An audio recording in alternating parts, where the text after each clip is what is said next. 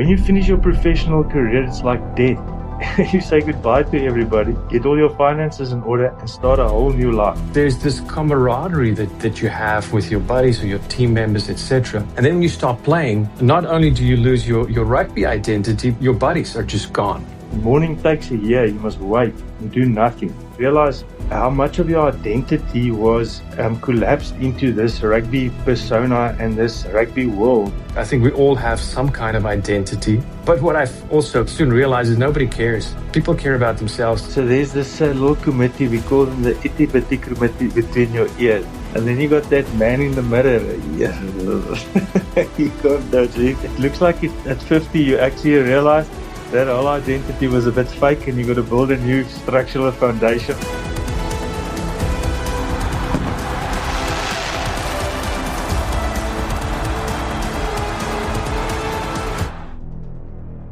Good morning. Welcome to Winning the Away Game, the show that shows what happens when life that first defined you no longer tells the whole story.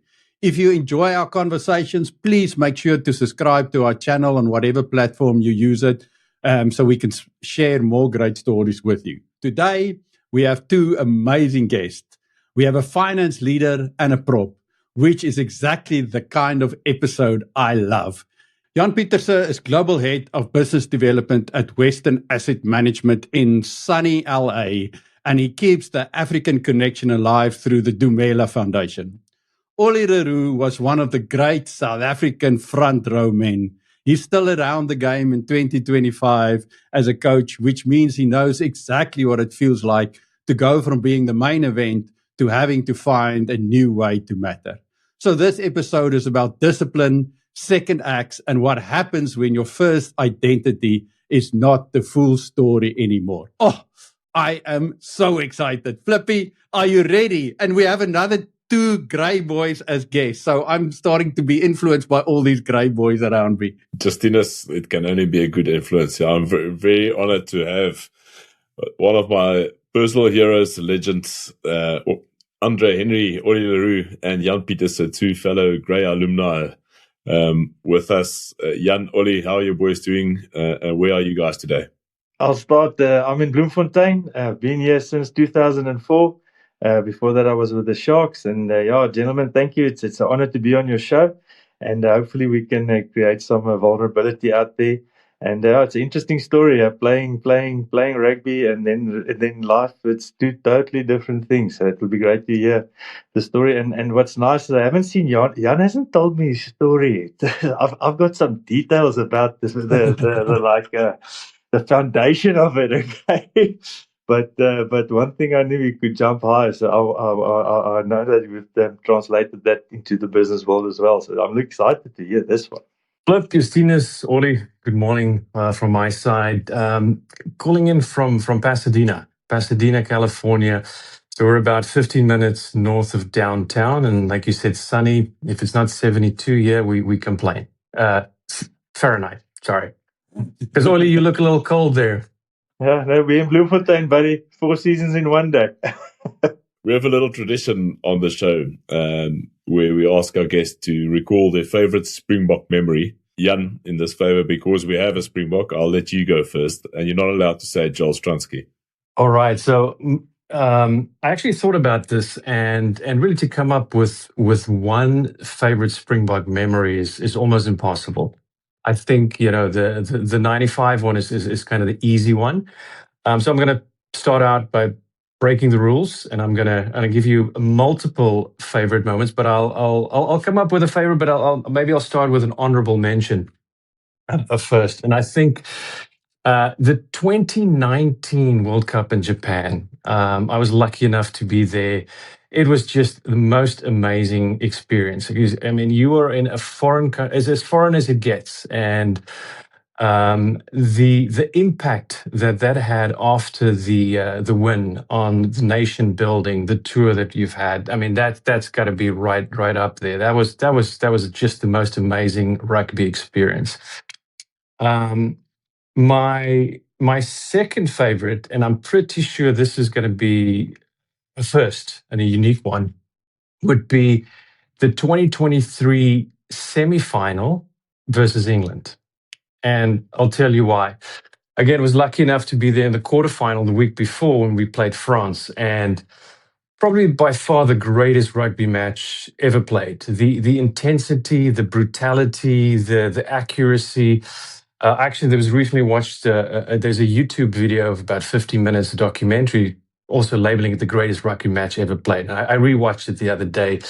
That was our final, right? I mean, France was by far the favorite. They beat up on New Zealand the first game, and so that was always the tough one. And so that's the one we had to win. And so that, from a rugby experience, the quarterfinal, just amazing. Well, of course, the night before was New Zealand Ireland, which was just as good of an intensive game. And so the semi-final was more of a formality. I mean, England was not on par. It was like we were going to win this game. And as we were playing, we were trailing. I don't know if you remember, we were trailing the whole game. And we were 9 points behind with, it's a low scoring game with 12 minutes left. And it's Viking. Oh, exactly. He scored the try, but now we were still down. We had to score again. And we played it in our half, the most of it. And until that Pollard penalty was just barely in range. And the reason why, the feeling of that, the euphoria of when Pollard converted that kick was just the relief. And I think you guys can relate to that. It's it's a different emotion than winning. Oh, we're the greatest. It's the relief because it's something that you were expected to win. And it's like, that's kind of weird. And as I was thinking about it, but then I can also take it back to the grey days. And Ollie, you would remember this very well. For us, it was all about the unbeaten season. You just don't want to lose. All right. And in our year, and I'm going to date myself here again, is 1991. We were on almost a 6-year unbeaten run. It was 90 odd games. The last time Grey lost was 1985, also against Joel Stransky, Maritzburg College. We ended up losing, that year. Actually lost twice, Monas and Paul Ruiz. But your whole career was just about don't lose. It's the fear of losing. And so when you think about, when you talk to great athletes, whether it's the tennis players or so, a lot of them, it's about they hate losing. And, that's, I think, is one of the things that they always install in Greys. They don't lose, protect, go on the unbeaten season. So that's my runner-up, number 2. And then I think my favorite, which is probably also, maybe no one else has mentioned this, my favorite rugby memory would be from 1981. Now, 1981 was the Springbok tour to New Zealand. Flip, I think your dad played in that. But remember, if we age ourselves here, 90, I would have been 8 years old. That's really some of my first rugby memories. You grew up, you had one TV, and the games were at 4 a.m. on a Saturday morning. And what we did as a family, mom, dad, sister, made a bed in the family room, like a made-up couch. And then we'd all get up at 4 a.m. in the morning and we would watch the games. And so, it's the highlight. We talk about as 2019 united a country and you bonded around rugby. So too, for us as a family, the fondest memories that we have as a family was that from 1981. That's one of my first rugby memories, but it also very, very special, family memories. That is epic, baby. I was talking to Flip this week and I was said to him, this intergenerational link that rugby built is so amazing. And you brought it up all on your own. I love it. Yeah. This is so great. Thank you for sharing that, Jan. I mean, there's so many people I crossed in my life actually goes back to that the 1980s actually. 81 was a big part, and then 86 as well when the Cavaliers came. And how many families bonded, and and I played with Ron Pienaar and Andries Becker, and we had their dads play there, so we actually became friends back then, and carried on through wherever we played. So thank you for sharing that. Ollie, off the cuff, I just want to say, you had a massive influence on my career. I never think I've officially thanked you for it. I did back in the day, but I was always, and I will always be a bit of a salmon, a bit of swimming against the stream, and coming through the Great College ranks and then Shimlas and Free State. You're not supposed to swim against the stream. You're not supposed to ya donkey amen for everything. And when I was a young and rough rebel, Oli took me under his wing and just said, "That's okay. Just channel your energy in the right direction." And it didn't work immediately, but eventually it did. So I want to officially thank you for that. And also, it's a question that I want to pose to you. Is like, how do you have the spirit, because that's still inside you, being able to serve others? You always serve others. You always put yourself second and serve others. Where did that begin, and where did it come from? Yeah. Sure, Flip. You flatter me. Thank you very much. And what's nice is I fondly remember you because you reminded of me. you reminded me of me. And I'm looking at you and going, Flip, just don't be as stupid as I was. And you just got to tweak a couple of the rough edges. Then we can work with you. But the enthusiasm and the hardness and the pushing boundaries, I loved every second, because that's what makes you better. That's what how you involve, And it's one thing that also Gray had to teach you. You can be an individual, go hard. But at the end of the day, you've got to have a responsibility and a value system that you must go back to. And I've always noticed when you get players that tend to be rebellious, or they tend to be challenging, because they're young and they challenge you. I love the 18 to 23 years old. They like rough around the edges.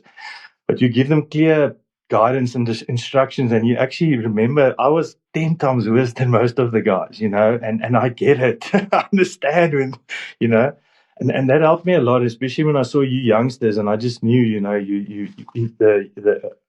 if you can just do it early, how much easier it will be for you, because you're going to find it eventually. And it's also at that stage I was a bit of a older player. It was the end of my career, and I moved to a word that Jan Pieterse actually helped me a lot with. I moved a bit to coaching, and then to advisory board level to the youngsters. And it was something I really loved, because some people would take it, some wouldn't. But, you could see when the lights go on. And I still remember a game with Flip. So we made it very personal, okay? And the guy against you, it was really personal. So it's hard to describe it, especially I grew up in the amateur era. So you actually tended to really dislike the opposition, and they were local provincial oaks. So it was a bit of so I kept a bit of that, especially, and we still played a game against the Blue Bulls, and we got a bit psyched up, and what's nice, Flip's father and them also had that value system. Okay, so I wasn't really working with the hard convince you. I just had to structure it. Yes. And we got video footage up, poor Flip hammers the hooker, but all you see is his elbow and the hooker's head. The elbow and the hooker's head. Nobody can see the punch, and in those days they couldn't sight us because they couldn't see the punch landed, and he was smart because the oak needed a bit of a punishment, but you just don't get caught, Philip. Just don't get caught. And that's something that I really appreciated. When you pushed on Flip's button, yes, he was behind you, and he made sure he committed. That was such a brilliant quality, and to see it in a young man, and what you've done after that, Flip. There's one thing about your career that made me so proud. Skalk Burger scored, but he was short of the line. Then you cleaned him over the line to score. It was overseas, and that's Flip van der Merwe. That I said, guys, I played with that. Wow. So thank you. You made me proud, my friend. So what's your favorite Springbok memory, Ollie? Okay, my favorite Springbok memory. So I'm gonna Jan has actually gave me a very good answer that I can just say I concur, Jan. And it's very interesting. My career is actually quite interesting if you look at it. I started as an amateur, and I was playing basically at 20 years old provincial rugby at that stage, which was it's hard to describe. It was a very high level, okay?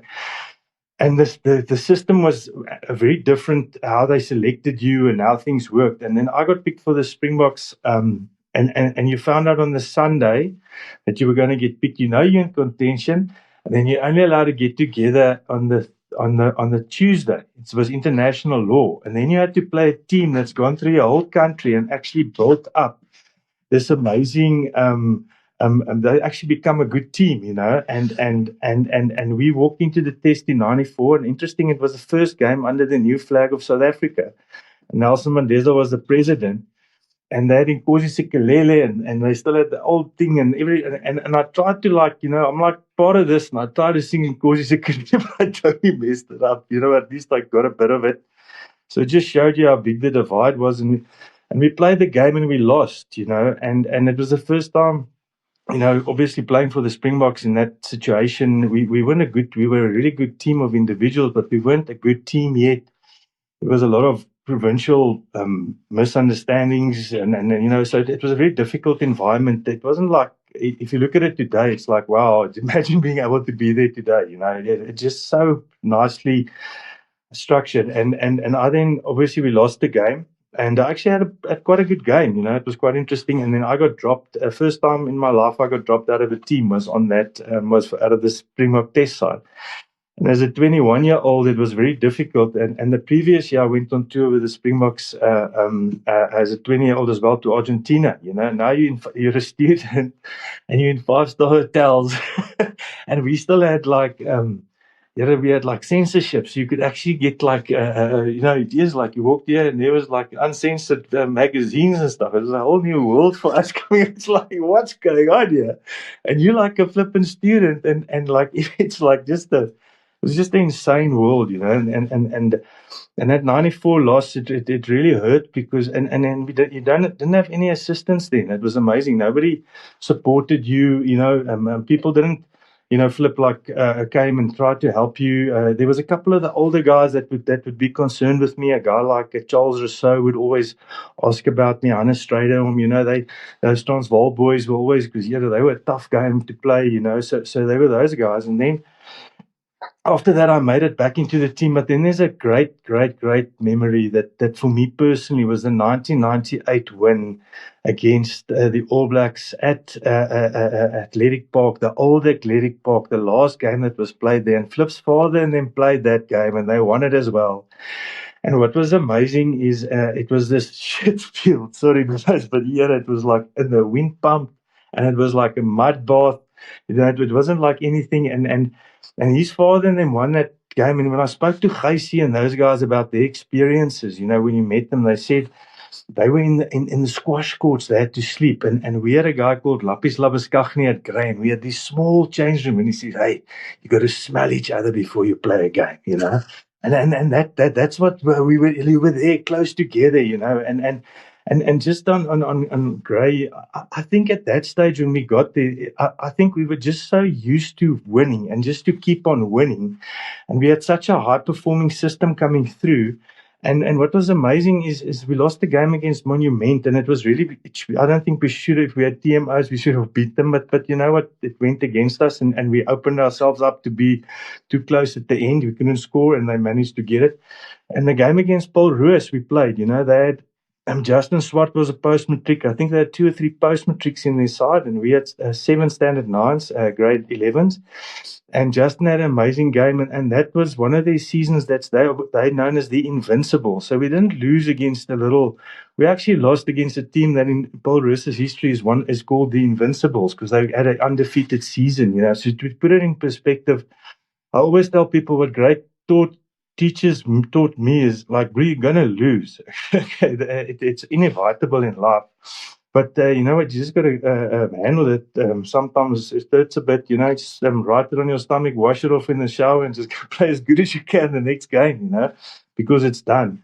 And it's sad and everything, but it's also a bit of a reflection in life. I think to be undefeated forever is something that I don't think I will see in my life, maybe unless it's a robot with AI or something. But I think that perspective is quite interesting. And then as a spectator, obviously, we had what Jan says, the 2019 World Cup. I think what happened there, how those guys played, and a guy that really resonates for me in that team is old Mapimpi. His story, just to get there, to see this team blend, there's no Rassie and everything he did there. He started in a journey with us in 2005 and way back to 1997.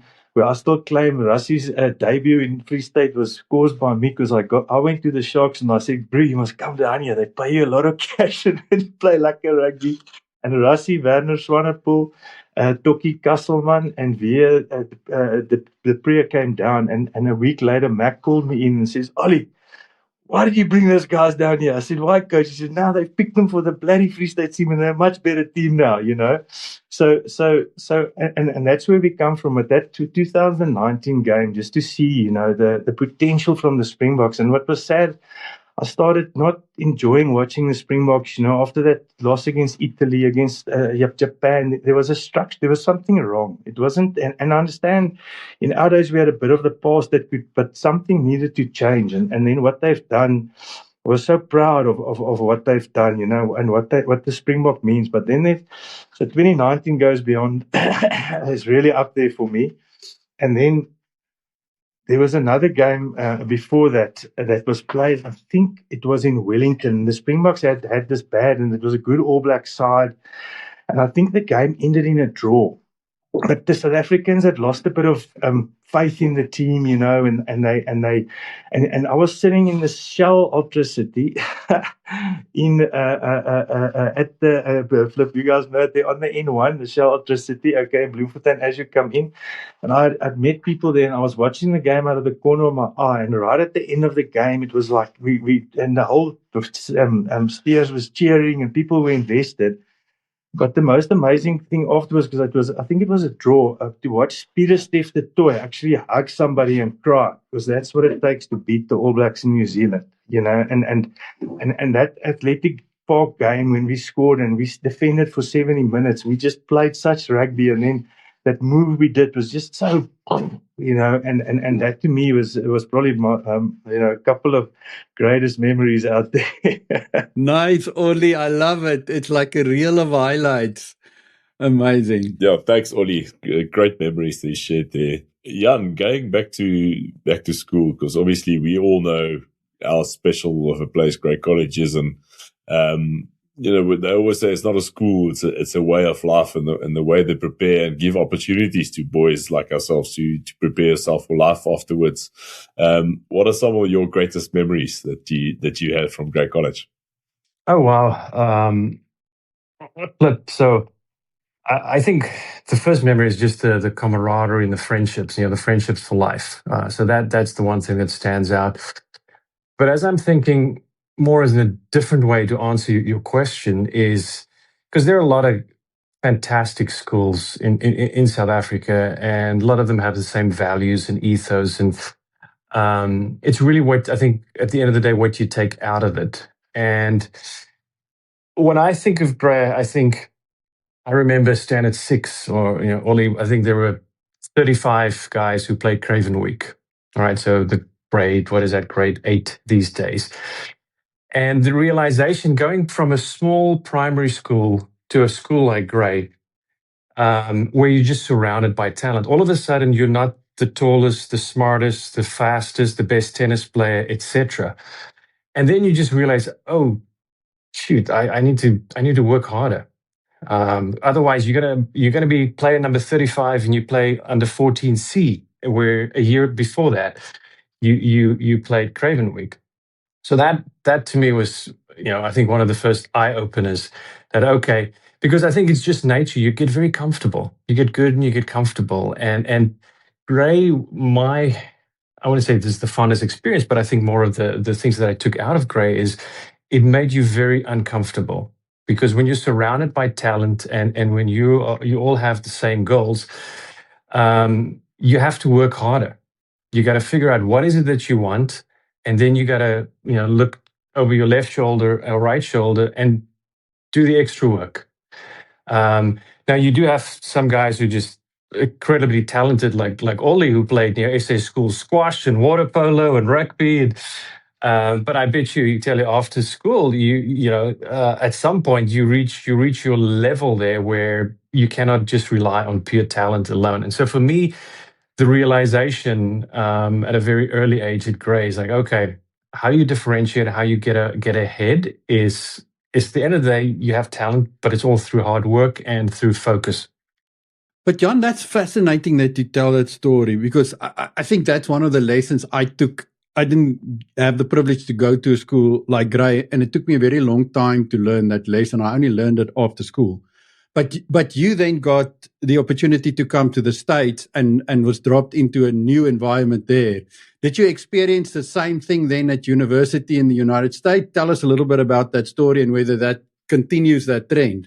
So actually, I think it's a great question. And I think I have a fantastic example. So went to university in the Free State first, did okay with athletics and track and field. Ended up getting a scholarship to LSU. LSU is one of the big sports schools. Fantastic. It was 102,000 people, and their college stadium. Every home game is sold out. So the sporting experience and the facilities were and are next level. To give you an idea, so that getting uncomfortable, and I can compare that to the Grey, Craven Week story, is the fantastic team from all over the world, and the same coach that recruited, or that my coach at LSU at that time also coached the Canadian sprinters. So in 1996. Canada won the 4x100. 1995, Donovan Bailey won the 100. So you had Donovan Bailey, Bruni Surin, Glenroy Gilbert, all training with them. And so my very first day of practice, we had our own little gym. It's just for the track athletes. And when I walked in there, Bruni Surin were doing power cleans. So, for those of you, power cleans is this thing. And the weights, I couldn't squat that, or I couldn't leg press. And they were doing power cleans, and my jaw just dropped. And that was almost the same realization. It's like, oh boy, this is big. These are the big leagues, next level. So whatever I have done up to this point, just to keep up or excel, you're going to have to work harder, because also naturally, when you look at these guys and the muscles, it's a different specimen. So talent only gets you that far, and so that very similar experience, almost just eye-opening pop-up eye, and I think then you can probably also translate that to business. And I think the ethics and the work ethic that sports, whether it's an individual sport like athletics, or whether it's rugby, you're used to having to put the work in to win, and not just show up, but also you have to work a little bit harder than anybody else. So I just gave my son's about to graduate and start his first job in June, and the advice of you're the new guy, you need to be there first, and you need to be and leave last. That you can control is what you put in. The success and that stuff will come later. But again, so long way of answering the similarities between the US, my first day in the US, and that the realization of Grey is that you can either be just a number, or you can put the work in. Yeah, that's incredible, Jan, because I had to move from Bloemfontein to Pretoria, which is pretty much, it's the same thing, just bigger. Going from Bloemfontein to Baton Rouge it's a whole new world. How did you what did you do to adapt to that craziness, the Englishness, the power cleans, and then thrive? The fat body.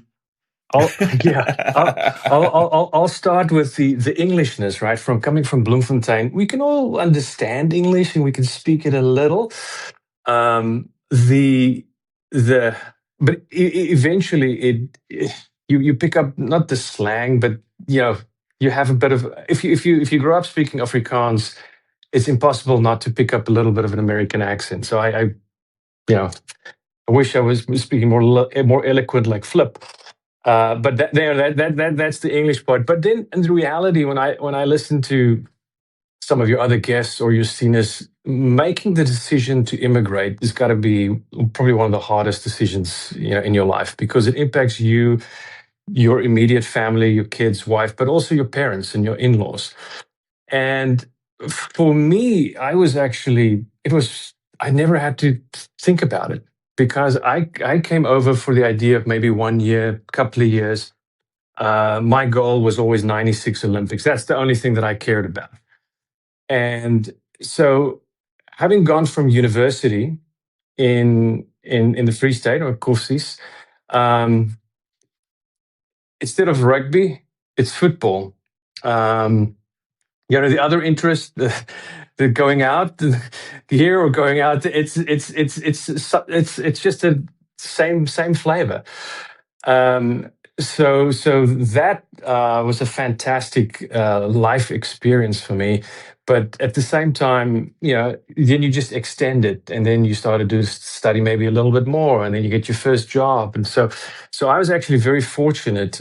The idea that I never had to make that decision of, I am leaving South Africa, because in my mind I'm still South Africa, I'm still there, but I live here, and this is where work is, this is where the family is, and so fortunately, I do try to go back quite often. But yeah, that was the adjustment. Adjustment was very easy, and I think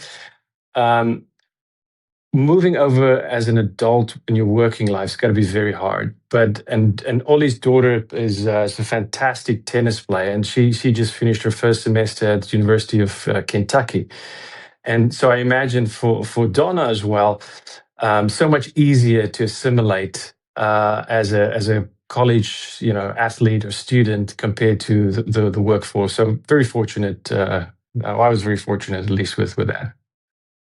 Yeah, very good. Last story about Jan. So he tells you what a good athlete he was, and his pedigree says it. But I want to tell you a story. Jan was really a flipping good athlete. Here comes trouble. I like it. But he was really a good athlete. And you'll relate to this now, Flip. So when you walk into Murray House, there was like an arch. Okay, it was a high arch. And Jan could actually just walk and then jump and touch the top of the arch. It was like insane, the numbers he was doing in grade 9. It was amazing. And with all due respect, Jan, rugby, there's too much contact. So I understand because, but it was amazing. He was just this insane athlete, and how his talent was developed at Grey and prepared him for the journey afterwards to work in any high performance system, I think that's the beauty of it. And just what I found in the college system with my daughter, I always knew somewhere Grey is one of the most amazing high performance systems out there. But everybody asks what makes Grey different. And Jan's story is the brilliant basis of this. Because I went into our constitution a bit, and I listened to all the propaganda they threw in our ears, okay? And there was always a couple of things. When the occasion demands it, the Grey boy comes up to scratch, okay? And you're always a great gentleman, okay? And those two phrases throughout my whole career was something that I remembered. And I can tell you stories I was held accountable by that, by the school. And because I was like Flip on steroids in those days. Yes, and in that system. But then from there, you actually learn how to work in a high-performance system. Then to go to the next system is easy. But the values that you have was underlaid by Sir George Grey in 1855. And if you go read that, he had a whole a constitution written for Grey. And firstly, and why did it, he says, and now just imagine this now, go back in history. So we as Afrikaners come from the French Huguenots and from half the Netherlands Oaks, and all the Oaks that said, we like all really don't want to go to listen to these Oaks telling us what to do. We'll go to Africa. We pitch up here, a couple of guns, ox wagon, make peace, make war, figure our place out. But we actually been trained well. In 1855, the British now come and he starts a great college, and he says, we have to start a school where the Afrikaner can be exposed to the English the Englishness, because at that stage there was a lot of hatred between nations. It's if you just look at stuff that happened there, history speaks for itself. And he started Grey and always said it will be an Afrikaans school, but there will be at least a 30% English side to it, so we can learn the cultures. And he says, good, and we have to make gentlemen out of these Afrikaners, because we can work with them if they're gentlemen, but we cannot work with them any other way. And if you look at Jan, he's probably the perfect personification. Flip sitting here as the great gentleman that's gone out in the world with the vision of a Sir George Grey. And Grey has evolved. The nice thing about Grey is how it's evolving now to being a culture and teach the culture of South Africans, Afrikaners, to go out into the world and make a difference. And I think that's something that underlies the whole experience Jan has just said. That's what makes the school special and different, because we're not like the other schools.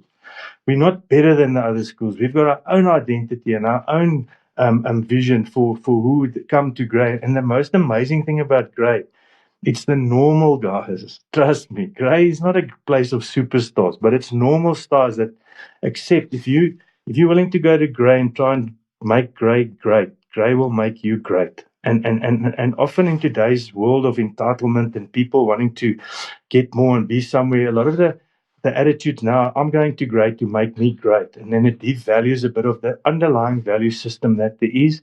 And it's something that I feel Grey can maybe do a little bit better to the high standards of the past, but the way they've evolved and where they are, and it's challenging out there, I believe that's the new evolution I'm looking forward to see the next great gentleman coming through the system. I just wanted to say we can speak about schools for ages. I think the whole schooling modeling and the importance of rugby, or the importance they put on rugby, has taken it's gone a little bit too far, according to me. Boys must be boys and children must be children, and education is the most important. But a little footnote on your thing, Ollie, is if you go listen to Des Latham, a History of South Africa podcast. It's awesome. There is a whole episode about Sir George Grey, and he's been sent to South Africa to bring civilization to this savages of people, wherever they went. And yeah, as you said, the principles he installed. And I'll go a bit wider. What was very interesting for me when I looked at the values that he incorporated, and obviously Grey's a Christian school, and we all quite follow the faith. But it's actually the same. Take the light and take it into the world, and that's what he built ground. Take the great gentleman and take it into the world. And for me, as I get older, and you just think, wow, what a privilege, to be part of it, but to be held accountable by it, to make sure that you can leave it behind better than the way you found it. And I think that's the nice challenge for all the Grey guys out there. And then what's very interesting, Flip, you get a lot of people that say, "Oh, you're from Grey," and all this stuff and everything. And the one thing Grey taught me, was to recognize the Grey qualities in other people. And in how many of these tops through all schools and everywhere in communities, you see that quality of those people that shine, and they could have just as well have gone to Grey because they've got a value system and something about them that you align with, and for that I'm very thankful for Grey to teach me that. And in life you get different systems, but that core foundation I think is important. That's awesome, Ollie. It's very important, Ollie, and as Grey's motto is "Nil stabiel quod infidum." There's nothing that's not steadfast. Nothing's true that's not steadfast, and I think that's so true. You can apply it to anything in life. You can't, you can't build a house on sand. So truth in the first. Getting back to you, Ollie, and it's fascinating listening to you guys. So you did a little bit of tour in Leinster, came back. I'm going to call it coach the coaches at the Cheetahs back in the day. You were very influential in the rise of what happened in the we can call it the Cheetah Revolution around 2004, 2005, up to 2007. When you were around, and then the stayed in Bloem. Take us a little bit what happened after retirement. How did you manage that new identity, the new Ollie, finding your feet again?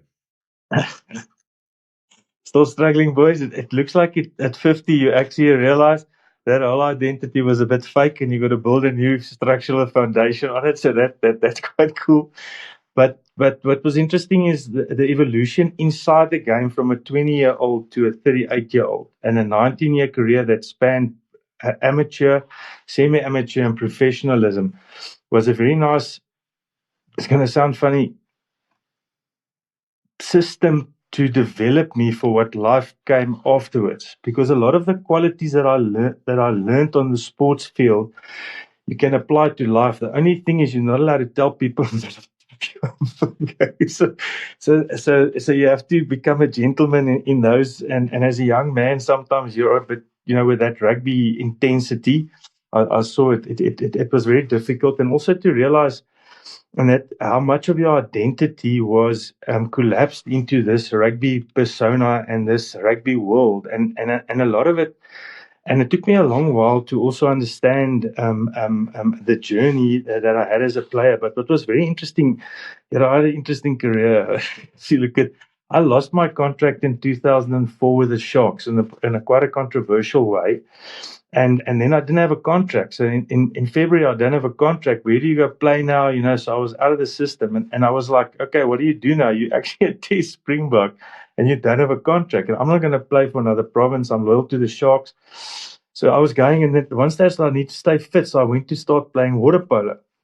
And I was playing water polo, but Mark Andrews had also just retired. And I phoned him and said, hey, Mark, you must come play, because yes, that was a good water polo player. And we were playing like with the Belito Club, and there were like all these ex-Springboks, from playing water polo, and then we played against the Natal A-side, so it was like really competitive. And with our rugby background, they weren't pushing us around in the water, they just outswam me a little bit at stages, okay? And at one stage, we had a practice from 6 o'clock till 8. And we were the last two oaks in the water throwing balls. And I got out and we were talking. And the first thing Mark said was, he said, yes, Ollie, I'm struggling. I said, why? He says, it's like something's missing, and it was quite an interesting conversation. He was also a very much deeper gentleman than you think. Me and Mark had a very good relationship, and he's really one of the somebody that thinks about life. And then at one stage, I said, yes, Mark, but it's amazing. How do we come here we don't get paid. We train ourselves multi for 2 hours, and we love it, and we can't wait for tomorrow. But that's what I always felt about rugby. What happened? And he said, yeah, Ollie, they stole our joy of playing, because it became so structured, and it was like it was just becoming a job, and that motivated me a lot for coming back. And it was quite cool. But then I also read an article. I used to read a lot. Yes, and those stages I'd find bookstores in London that you're there underground, that books that you don't know. And I found a specific sports book where the guy talked about the career after professional sports. And his words was insane. He said, when you finish your professional career, it's like death. You say goodbye to everybody, get all your finances in order, and start a whole new life. And I think I had to do it 4 times in my career. I think 5 times, 6 times in my life already. It's like, yes, it's okay. This thing just, but what I then found out, what was interesting about the mourning period, for a year after you stop, mourning takes a year. You must wait and do nothing just to stabilize yourself and actually walk away from the past and start something new, because otherwise you just all over the place. And I made that mistake a couple of times. And I think, and also in that, I learned a lot about who my real identity is, where, because rugby was a big part of my identity, but the good part of it is it is my identity. The stuff that we did and the fun we had, and that, we were like living this adventure, what I'm saying. The rounds of tequilas. Yes, lots of tequilas and late night conflict in places, so we don't talk about that much. But and you're like winging it as a young person, and then as you get older, you have a family, your vision change. And I think the biggest transition was obviously how to build something that rugby gave you the financial security after that, and you've lost 18 years of a networking and business. So you're 18 years behind anybody else. How do you do it, And that's a world of high performance, of competent people, and it takes time. And then what also happened is about a year ago, interesting, we started a program called Beyond the Game. It was a mental health program that they brought out from the My Players Foundation.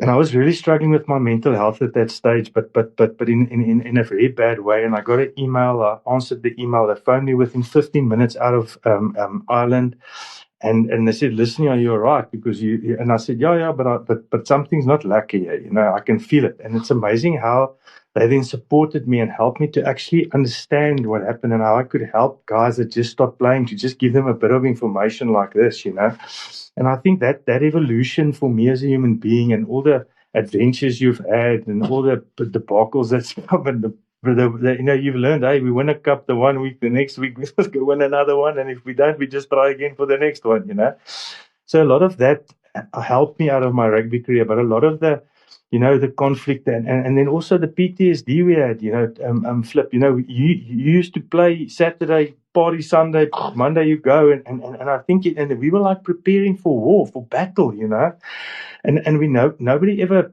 gave the players that just debrief to how do you transition from being in that absolute sympathetic nervous system, fight, flight, and freeze, and not have it in this world. And I think that comes with maturity, but the journey of the discovery of who you really are after rugby is tough after your professional career, whatever. But just especially for me, and in that, I think that's also a second part of the journey after your career. Being a parent, you don't understand. Rugby is much easier than that. And how do you do it? You got no idea. You get a kid here, bro. Good luck. You got no idea what's coming. We tell us in 10 years' time. And it's nearly like it's a reflection of life, but it's very shortened. And it teaches you to handle stress, how to make quick decisions and stick by them. And if you've made a wrong one, hey, it's done, move on, So it teaches you great skills, but how to apply them in the world is sometimes a bit difficult, because the emotion from the rugby field sometimes doesn't work well in the corporate world or in that stuff, So that's been a bit of a challenge for me, But yeah, rugby, your identity, and I love what was interesting. I also struggled a lot to watch rugby games with a lot of people, because the emotion in the game sometimes gets to me. I'm watching the Oaks there, and I know how they're getting hit, and I'm seeing what they're doing, and there's Oaks still screaming about the forward pass. Just move on. You know what I'm saying? You know about it, Flip. And what was amazing, Flip talked about 2005, and there's sometimes in your life when things happen, and you don't know how it happened. I lost the contract. Rassie finished playing. He asked me what I'm doing. I'm saying I'm going to do this. Next minute, it was a couple of old guys, a couple of medium guys, and a couple of very willing youngsters, okay, on all fields. And we got together and we did something in unity as a team, collaborative, with inclusiveness, but clear chains of commands, and that got this system to work. And we were probably the most dominant provincial side in South Africa for 3 of the 2005, 6, and 7. And look what some of the other teams did in those places. But we regularly beat them with that 5 million rand team versus a 25 million rand team. And that shows you a good coach, a guy like Lassie, that aligns people, that knows what they have to do, that takes responsibility, allows you to collaborate when he sees we can do something to help the team, and having every player to be able to coach himself, that is just incredible to be part of that journey and to apply it in my life now in systems that it just works, and you can see the success Rassie has with it, Yeah, that era was absolutely insane. I was at Loftus in 2005 when you guys unfortunately beat us. Like Alfred Priego, the records. I know that whole story from the other side. But I want to switch a little bit to Jan. And what I find fascinating about your story there, Ollie, is this identity and how the struggle around identity drives so much of our evolution in life. And Jan, you made an interesting comment earlier that you sort of came to university in the US and it was like a 1-year commitment in the beginning, or a 2-year commitment. but now you see yourself as a South African that happens to live in LA. So that also must bring some contradictions in life. How have your identity evolved from the young student at Koffsies to the successful man now in LA? Take us through a little bit of the evolution of your identity. I would say somewhat similar, right? So when you're doing athletics, it's an individual sport, especially if you have a specific goal in mind. That's the most important thing, right? You just want to jump a certain distance or run a certain time or make a certain team. And I would say for the longest time that was also part of my identity. Switching then afterwards, I think playing an individual sport is probably a little easier than a team sport. And what I mean by this, it's the one thing that you have part of your identity, but then you also have your surrounding. So if you just take Ollie or Flip in this case, both went to Corsair, stay in the dorms, you're surrounded by hundreds of boys every day. Then you go to university and you're again there, surrounded by hundreds of your buddies. Meanwhile, you play rugby and you're surrounded by all your buddies. So there's this camaraderie that you have with your buddies or your team members, etc. And then when you stop playing, not only do you lose your rugby identity, but also your buddies are just gone, right? And so I think that social aspect, a lot of times people maybe don't fully appreciate as you're going through this mourning period or whatever you call it, Ollie. Where that actually, by the way, I think I found golf is probably the best thing we have right now, because that intergenerational conversation, I love afterwards, you're chatting with a 75-year-old or the 30-year-old. It's a great equalizer, but you still have that camaraderie that you have. So to bring that back, similar, right? I think most careers end with injury or it doesn't work out. At the end of the day, there's very few that you accomplish everything that you've want to accomplish. So I also, having had my identity tied to athletics, I was also pretty bitter. I had a really bad injury and I had to stop. And so for a certain period, I refused to even watch athletics or watch anything. And then I would say your career actually, or your identity, in this case, accidentally developed. I think the nice thing that you have is your work ethic, that then change and you apply, and all of a sudden you're just ingrained and you're just trying to always get ahead.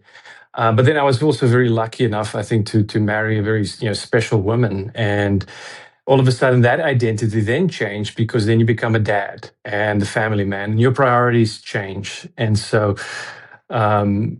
your identity is continuously developed. As I'm thinking now, we still got 2 in the house, so slowly, surely. And so maybe at some point the identity becomes that of a grandparent, but it's evolving and it's always changing. So that's maybe a long way of answering your question there, Justinus. But yeah, I think it's probably not just sport. I think we all have some kind of identity that you associate with, and that you see the view, or you think the world sees you through that. But what I've also soon realized is nobody cares. People care about themselves. You always think people care about, I have, I don't know, a new haircut, or I have this. Nobody notices, right? It's a lot of it is all in your mind. And I think if people just realize, hey, you're not that big a deal. It's the people, and what's the purpose? And in this case, the purpose eventually evolved to now just trying your best to be a good dad and be a good family man and husband. So important, that part of finding purpose, Jan, and putting on top of that context is realizing, as you said, no one's coming to save you. I think as rugby players and with Justinus, and through the most valuable thing through this podcast that we realized, the sports people and everyone had to go through the same thing, and redevelop themselves. And we were chatting to a cricketer earlier, and they went on these 3-4 month tours, with buddies, and it's just mates and buddies and beers and cricket and sport and everything. There's no responsibility, and then all of a sudden it gets cut off, and you have to start over. What happened to the 1996 Olympics, Jan? Oh, yeah, no, not even close. I got injured beginning of '96, and never recovered. Miami. You know. Yeah. We know about that. Yeah, we were excited that for that. I was always struggled with some weak hammies, but at least that forced me to play in the back line and retire early from rugby. So my nose is somewhat straight and my knees are still good. That's awesome, yeah. Because I know your surgeries you guys have had. Uli, I want to go back to a little of the stories you told, and I mean that evolution of identity and the different hurdles and things you'd have to overcome over time. And what for you, up to where you are today, has really been the most challenging transition? What's been the thing that either keeps you up at night or wakes you up during the night, and that you've really struggled with the most? Sure. Yeah. So there's this little committee, we call them the itty bitty committee between your ears. Yes, as I say, They so give you a hard we time. tend to have serious conversations, and then you got that man in the mirror. Yeah. You can't dodge him, and it kept me awake a lot. It kept me. It wasn't healthy for me. But then I also learned that that guy that was there had unrelenting standards. That was looking for a form of acknowledgement on what he had, and never getting it. Then he was entitled. And then I had to learn how to first work with those guys, before I could handle any of the other challenges that life throws at me. And interesting with my career, that it's like this adventure, then it's a new adventure. So I had a lot of starting over, having to prove yourself. I think I played without contract 3 times. And now are you going to beg me to stay? And every time they did, even at Leinster, I remember they only gave me a 1-year contract. They thought I was on pension. I said, you're making a mistake. I don't go for pension, bro. That's not my nature. And secondly, you're going to beg me to stay the next year. And it was actually what happened, because, you got to just accept it like it is, and take the next step. And I think that type of learning how to not judge yourself at unrelenting standards, but just make sure that you were better than the day before. If you can just make 1%, and calm those voices in your head. I remember one friend December just sent me a voice, and I said, "You got to tell the voices to stop till after December, because you never switch off." And that's what people understand. If you're in a high performance environment so much, how do you switch off, and just enjoy the moment, actually enjoy the little things that you've missed, and I think that's interesting what Jan says about the camaraderie of the sport, and it was something for me when I played in a team. Like, the team was always the one thing that I wanted to give everything for, because that was my team, and then I found a lot of that.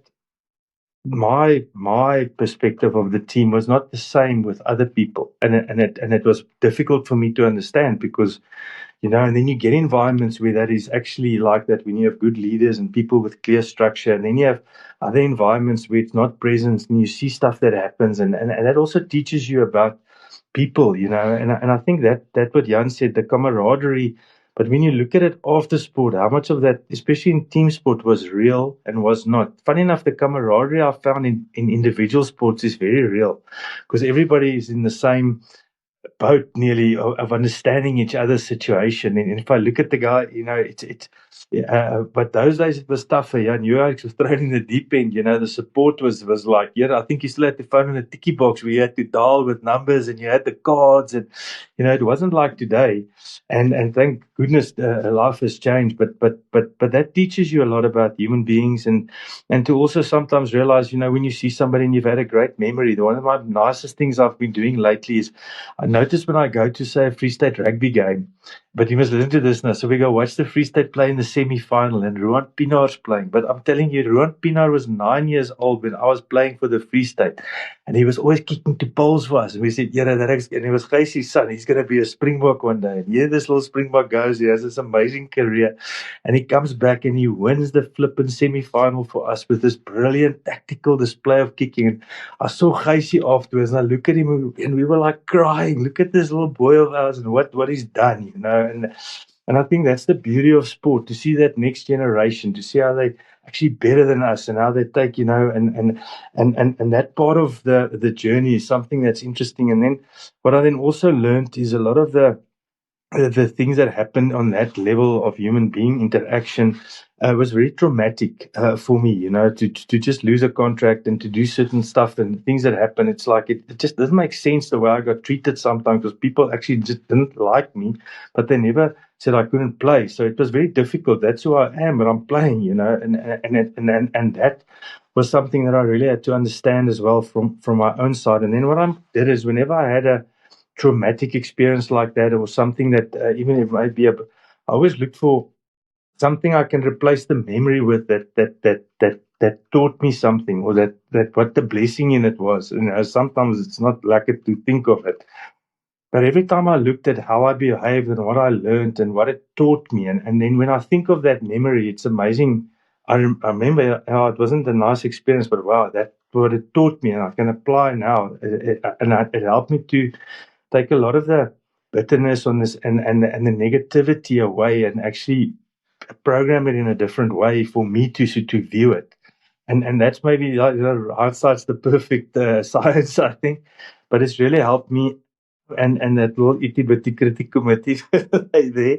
And then luckily I've learned with me and my AI assistant that when I get like that, I start venting with my AI, and then they always send me a couple of helpline numbers and says, and it calms me down. And then eventually I say, okay, I just had to get that out, and then I can sleep again. So you learn these things as you get older. What's amazing, Ollie, is you actually touched on two things I recently learned. I was at a conference in Dublin last week, and we had this amazing speaker called Benjamin Hardy, who's a clinical psychologist, but he's written all of these business books. And he talks about these two concepts. One that you mentioned around the contract with the Sharks, and it's called radical acceptance. And what he means by radical acceptance is you completely and utterly accept where you are in life, and then you can move on. And one of our first episodes with Hein Wagner, who's blind, and he's done all of these amazing things. And he also talks about how the pivot point in his life was when he accepted his blindness unconditionally, because then he was able to then move forward. So the radical acceptance is such a fascinating concept. And then the other thing is this idea of linear time versus holistic time. And in linear time, we see that the life plays out. We have a history, the things that happened to us that brought us to where we are today, and that will automatically take us to things in the future. And that, I would say, was my default way of seeing life. But then what Benjamin Hardy says is when you actually think of holistic time and you reverse the cycle, say, okay, I'm going to imagine the future I want, and I'm going to let the future I want influence what I do today. And actually, that can help me reinterpret my past to something that will enable me to do today what I need to do to get to tomorrow. And by thinking of time in this holistic manner, we actually reframe and retrain our brain to think about it differently. And it becomes such an empower. And it sounds almost like that, a little bit of what you have done in stages in your life. Yeah, yes, very well explained.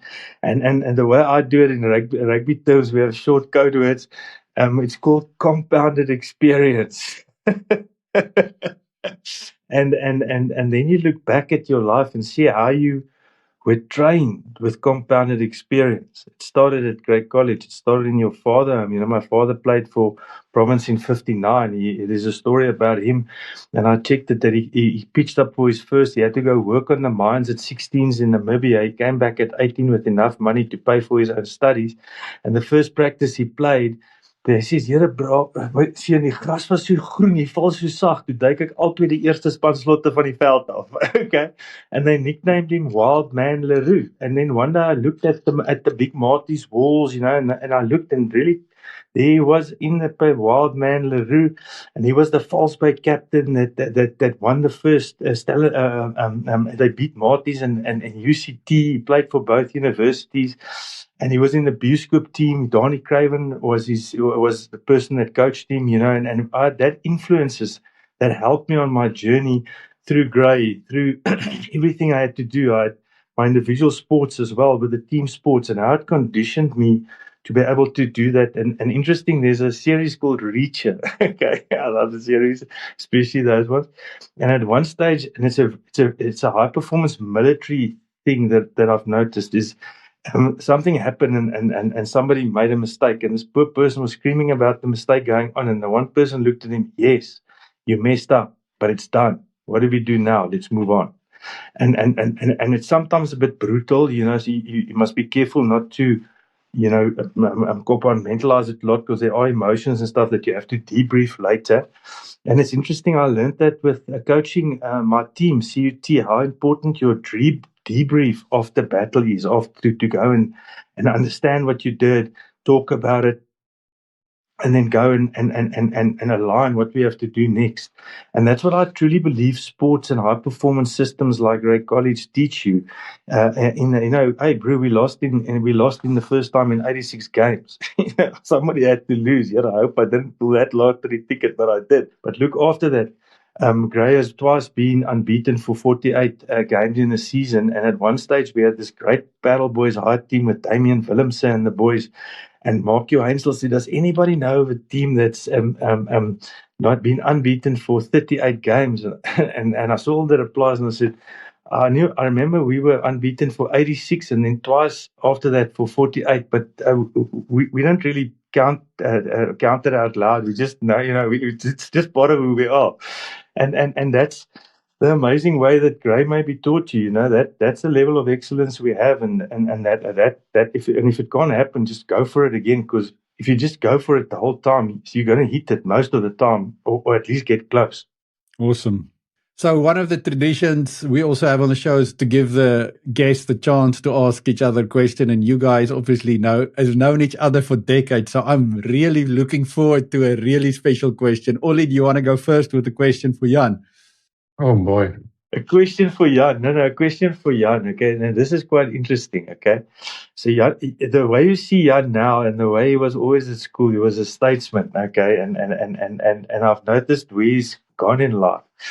But Jan, explain to me, how the hell do you go from where we met you in the hostel? I've got videos of us there, and I remember it was an interesting time, because then there was a lot of discussions about girls and religion and all those kind of things, And Jan was always a guy that would he wouldn't push he liked to stay in the structure, and I was the guy that would go outside and go do the stuff that was a bit risky, But today you're in a world, Jan, if I just look at your CV and everything, of incredible high risk, and how you manage risk.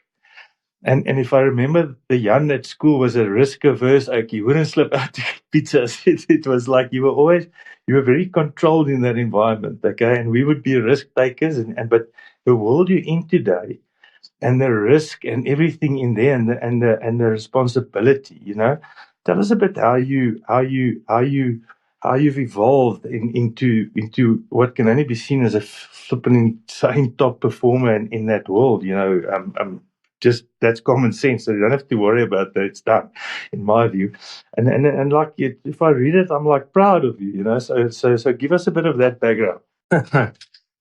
That's actually a very interesting question, Ollie, and that's something that I've thought about before. But certainly, I can concur that you were the guy always pushing the envelope. the non-conforming guy, always questioning authority. But I must say also, and Brule's, the pizzas that you got for us at night by climbing down the balcony and taking orders. That's what also something I'll always remember. Justina's actually, you mentioned the Dublin, the conference that you were in. I more have this linear thinking about where you want to go and then work backwards from that. So I wouldn't necessarily frame it only as that I took risks and then, got where I guess it probably, you can view it that way as risk, but it's more as like, okay, what do I need to do to achieve this certain lifestyle or to accomplish this? And whether that means you got to first get the MBA, you got to do this, you got to do that, etc. I think that's more of an accidental. It's like starting by the goal, and then how do you get to that? And then not necessarily seeing it as a risk. It's just seeing it as it's necessary. It's a necessary step to achieve it. So that's how I would frame that. You've deflected me nicely. I asked you, how do you manage risk today in your world? Being such a person that could manage those risks, but in your world now, there is so much risk. It's insane. I would never have thought that. Interesting. Because you look so comfortable doing it. Yeah, I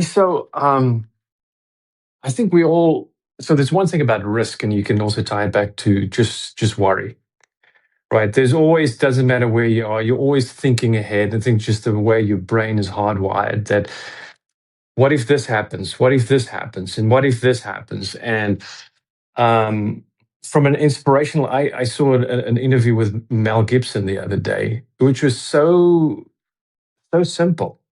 It wasn't a very, big words of wisdom.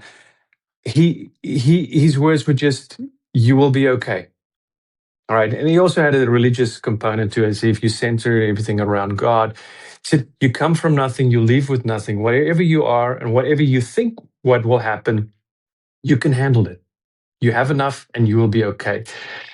And that is not exactly what you ask for, but I think it is somewhat related to risk. Because risk, when you think about risk, you think about what could go wrong. And I, for sure, I think we all, as in human nature, we always think about what could go wrong. And whenever that happens, the idea of you're going to be okay. Whatever you can handle it. God will give you whatever you can handle, and you're going to be okay. So that's my word of wisdom for the day. I have questions. So my question for you, you had the Angus Buckman, you had tens of thousands of people on your farm. How exactly did that happen? I don't know the backstory of that, because Ollie was always a rebel. And then, one day we found out Ollie is he was always a deep thinker, always read a lot of books, but a rebel, but always, one day it's like, oh, Ollie is actually a man of faith and a man with a lot of wisdom and a family man. And that's probably a different journey, but connecting the Angus Buckman and then I don't know how many of it, 50,000 or 60,000 people on your farm. But what's the backstory? How did that happen? Sure, Jan, that's a good one. And just on your risk, before I answer, great taught you about risk, guys. Because yes, if you got up in the morning, you had to greet to walk online, so you overanalyze the risk your whole way, and you're actually so comfortable doing it in that world. Because as a 13-year-old, those risks were insane, bro. They were instant. So that was actually beautiful to how you described it. Thank you. But yeah, its time was an incredible event, and it was actually 9 years ago. Yeah, and it's interesting. It's also there was a journey before its time that was quite interesting, and I'm going to try and give it shortly for you guys. I was always interested in the Word, in the Bible, and Christ's life and his story. But I could never work in the absolutedness of our religious systems. It was always for me, but it doesn't make sense, because it says this and then you say that, and it talked funny. And I would be I'd be curious about what does the other guys say? What does the Buddhist oak say? What does the Quran oak say? It's interesting. Let's just hear what he says, because maybe there's alignment in a way. So I would be curious about life beyond the religious systems. And obviously in those days it was hard because we were very conservative. And then obviously we went to Ireland, one of the greatest. I really enjoyed the rugby there, but it was very hard on Mariska. She went over with a 5-week-old baby, Donna, and my 2 other kids were both under 6. And I got there and we stayed actually in a big place, but for us it was 5 years. This is not too small. My daughter Mia at Halloween, she pitched at a party, and the mother says, "Oh, we know Mia. She's knocking on the doors. She says, hello, I'm Mia Leroux. How's it going?" So Mariska got quite sick, and we had to come back. And then she started walking a walk with in faith with the CRC church, a circle of elder women.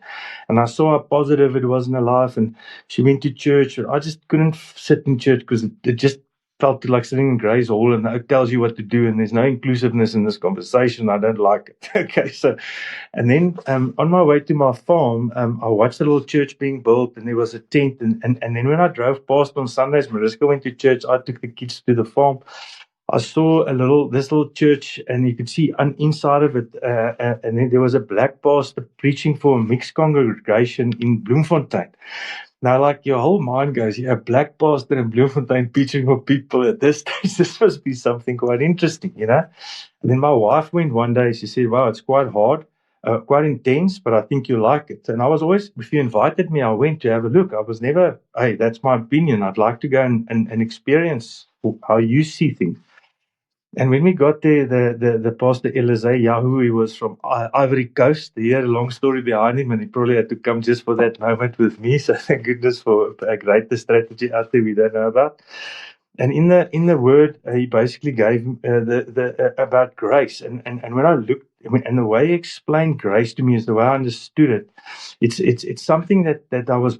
That happened in my life, and if I look at my life, I just saw it all over. Just the grace that was in it, this unmerited favor that just always came and was always involved in the small things and the big things. To this day, my kids say, "Since then, I always get the best parking." It's like, come on, I got the best parking. It's like weird. It's just like, but the way he explained it to me opened a view to me that I never had, because we had a view of mercy, which is a just punishment I must withhold out of our Afrikaner background and the religious systems, And suddenly here was a relationship we could actually be included in, obviously through the sacrifice of Christ and everything. And it made sense to me, And then for 9 years, I actually spent like so much time with Elizé, and he was really somebody with wisdom and a great teacher.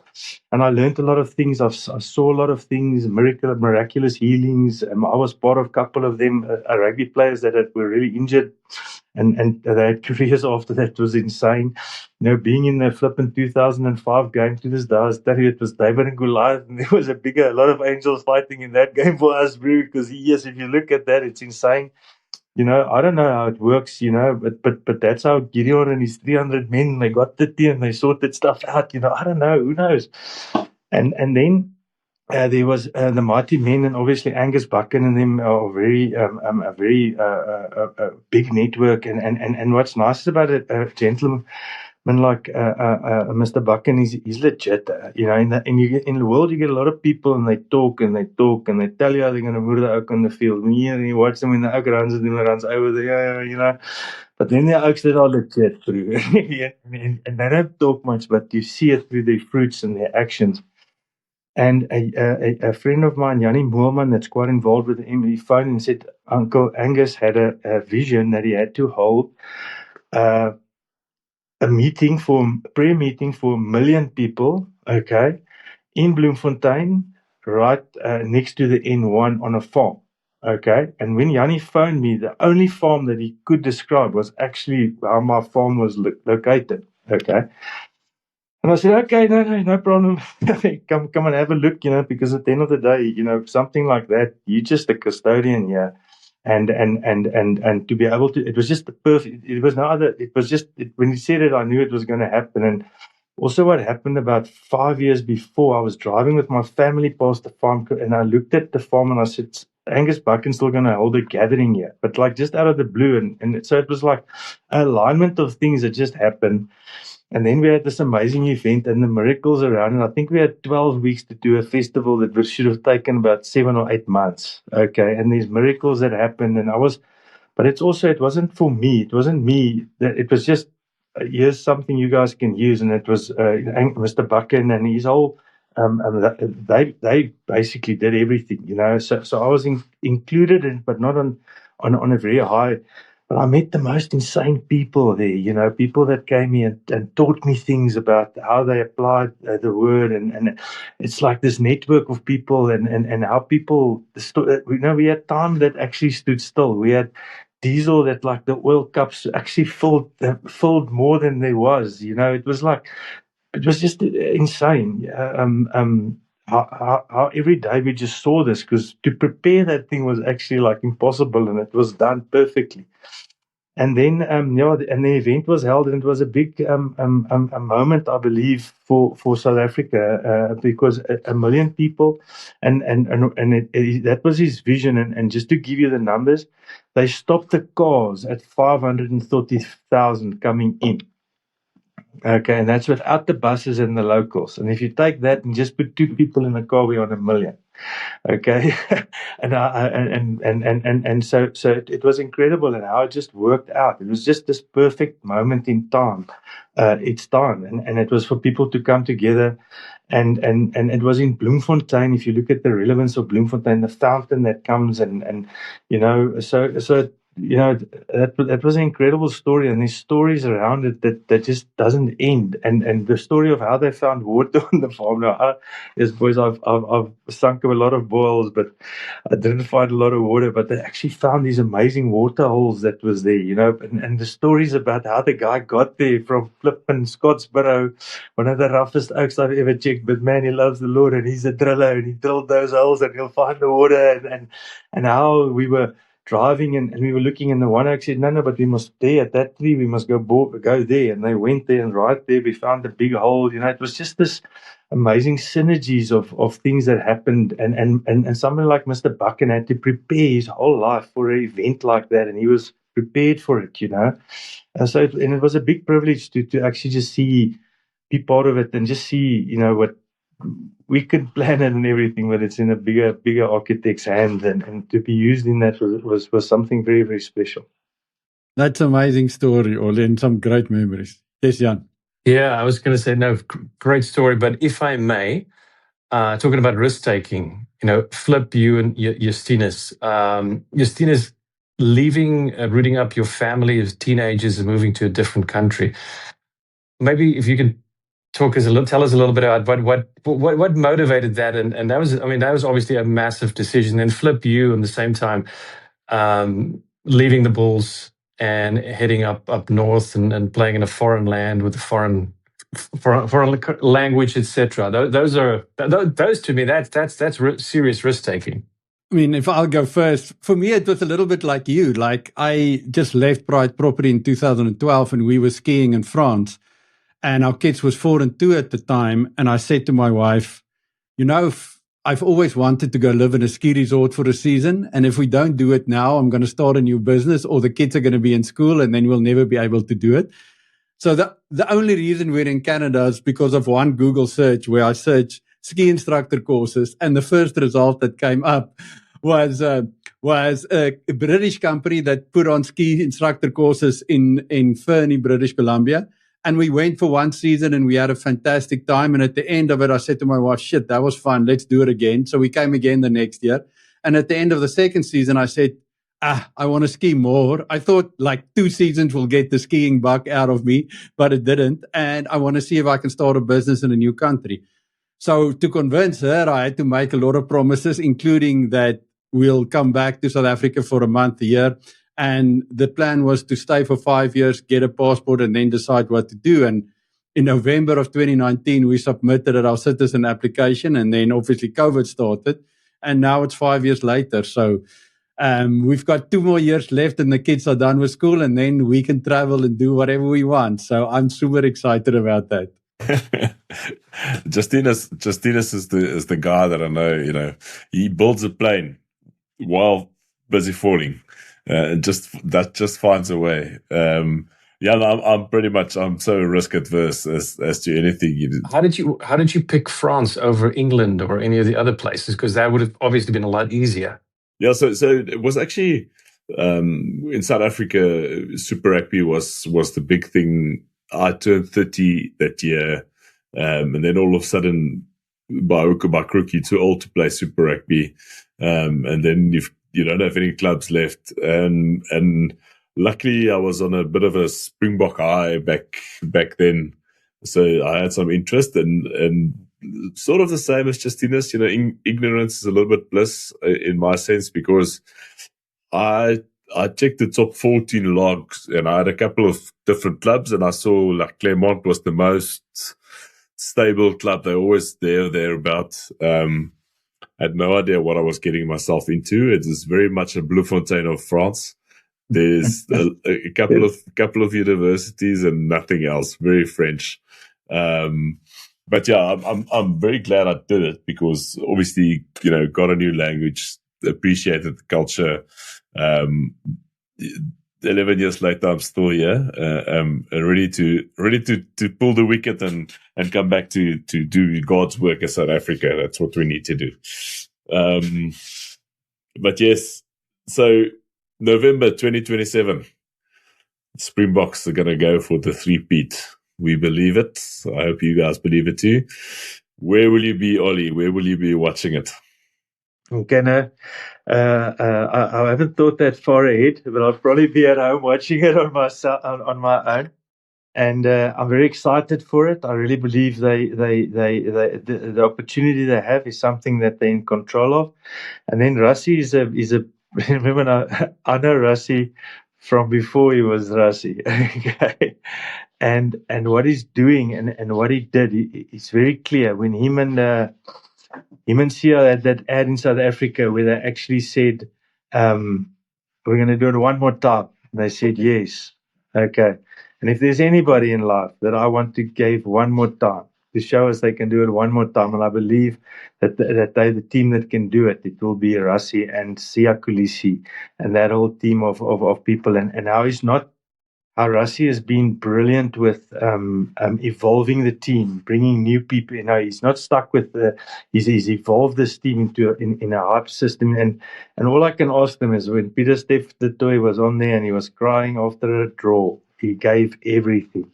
And that's what I always tell people, boys, if they give everything, and they make me proud, that's all I can ask of them. Sometimes the scoreboard, rugby's a funny game, but with where we are, I think I don't know where I'm going to be watching the game, but I'm definitely going to watch it and love every second of it. I don't want to plan too far ahead. What I do know is for the quarterfinals, I'll be in Sydney. It looks like we'll play New Zealand, hopefully, or if according to plan. So that's as far as I'm willing to plan. I don't want to jinx us and say the final, this is where I'm going to be. I can tell you where I'm going to be the quarterfinals, and that'll be in Sydney. That's awesome, man. Well, I can't wait. In Australia is 'n funny place. Net vir julle twee jong manne met kinders, né? En interessant. You move your children to the place where they go to school for Canada. Jy het jou kinders in France, and when you make that decision that you're locked in for your whole kids' school careers, but when that's over, it's freedom. So that journey is nearly finished, gentlemen, and you're starting on it, Flip. I'm looking forward to hearing your stories in 10, 15 years' time. Yep, I've got 2 years left. I can't wait.